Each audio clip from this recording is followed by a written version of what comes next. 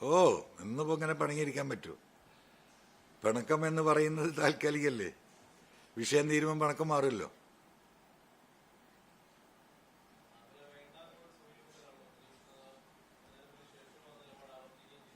എന്നായിക്കോട്ടെ, നമുക്ക് നോക്കാം. ഇനി സമയമുണ്ടല്ലോ.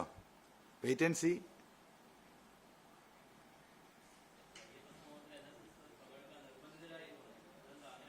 അല്ല, അങ്ങനെയാണല്ലോ, നമ്മളത് കണ്ടതാണല്ലോ.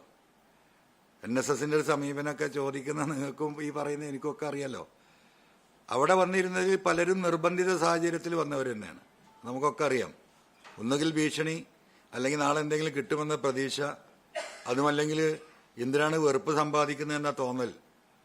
അതുകൊണ്ടാണല്ലോ ഒരാളുമില്ലാതെ ആ സ്റ്റേജിൽ ആ ഗായക സംഘമൊക്കെ അവരുടെ ലൈഫിൽ ആദ്യമായിട്ടായിരിക്കും കസാരകളോട് പാട്ട് പാടുന്നത്. നിങ്ങളൊന്ന് ആലോചിക്കണം. നാട്ടിലെവിടെയെങ്കിലും ഒരു ബസ് സ്റ്റാൻഡിൽ പാട്ടുണ്ടെന്ന് പറഞ്ഞാൽ പോയി നിൽക്കുന്ന ആൾക്കാരാണ് നമ്മളൊക്കെ. ഇത്രയും കേളികെട്ട ആളുകൾ വന്ന് ഗായക സംഘം, അത് ഭക്തിഗാനം പാടുമ്പോൾ ആ കസാരയോട് പാടേണ്ടി വന്നതിൽ ആളുകളുടെ വിമുഖത എത്രമാത്രം. അത് കൃത്യമായിട്ടും ഇതൊരു രാഷ്ട്രീയ നാടകമാണ് എന്ന ബോധ്യം അയ്യപ്പ ഭക്തർക്കും അല്ലാത്തവർക്കും ഉള്ളത് കൊണ്ട് തന്നെയാണ് ആ രീതിയിൽ അത് പരാജയപ്പെട്ടത്. അതുകൊണ്ട് തന്നെയാണ് പറഞ്ഞത്, പലരും നിർബന്ധിത സാഹചര്യത്തിൽ തന്നെയാണ് അവിടെ പോയിരുന്നിട്ടുള്ളത്. പിണറായി പേടിയുടെ ഭാഗമായി പോയിരുന്നവരാ, അങ്ങനെ തന്നെ പറയാലോ. പിണറായി പേടിയുടെ ഭാഗമായിട്ട് ഇരുന്നവരാണ് ആ സ്റ്റേജിൽ പലരും. അവരുടെ മനസ്സൊക്കെ എന്താ എന്നുള്ളത് നമുക്ക് കാണാം. അതുകൊണ്ടാണല്ലോ അനുചരന്മാരെ വേദിയിൽ കാണാതിരുന്നത്. നേതാക്കൾ പോകുമ്പോൾ സ്വാഭാവികമായിട്ടും അവരുടെ അനുചരന്മാരും അവരുടെ അനുയായികളും അതിനെ വിജയിപ്പിക്കുന്ന എന്താ പറയുക, ഒരു മോറൽ കമ്മിറ്റ്മെൻ്റ് ആർക്കാണെങ്കിലും ഉണ്ടാവും.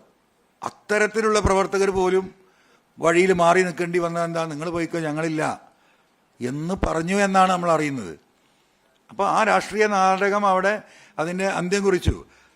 അവരെ സംബന്ധിച്ച്, CPM-നെ സംബന്ധിച്ചിട്ട് ഇപ്പോൾ അത് വിജയമാണ്. കാരണം എന്താണ്, അവരുടെ ഒറ്റ ആവശ്യമുള്ളൂ, ഈ പറയുന്ന കേന്ദ്ര ഗവൺമെൻറ്റും BJP-യും ഫാസിസ്റ്റുകളുമായി അവരുണ്ടാക്കിക്കൊണ്ടിരിക്കുന്ന ബന്ധത്തിന് ഒന്നുകൂടി ഒരു ഊഷ്മളത വരുത്തുക. അതിനവർക്ക് സാധിച്ചു. അതുകൊണ്ടാണല്ലോ യോഗി ആദിത്യനാഥിൻ്റെ കത്തവിടെ വായിക്കുന്നത്, ഞങ്ങൾ നിങ്ങളോടൊപ്പമാണ് കേട്ടോ എന്ന്. ഈ ശബരിമല അയ്യപ്പനെ തന്നെ 3 വർഷം മുമ്പ് അയ്യപ്പനോട് എടുത്ത നിലപാടും ഇവിടെ സ്ത്രീകളെ ബലമായി കയറ്റാൻ നടത്തിയ ശ്രമം ഇതൊന്നും ആരും പറഞ്ഞിട്ടില്ലല്ലോ. ആ കേസൊക്കെ ഒന്ന് പിൻവലിച്ചു കൊടുത്താൽ നന്നായി. ഒരുപാട് സാധുക്കളുടെ പേരിൽ വെറുതെ കോടതിയിൽ നടക്കുന്നത് അന്നത്തെ സമരവുമായി ബന്ധപ്പെട്ടിട്ട്. അതൊക്കെ ഒന്ന് പിൻവലിച്ചു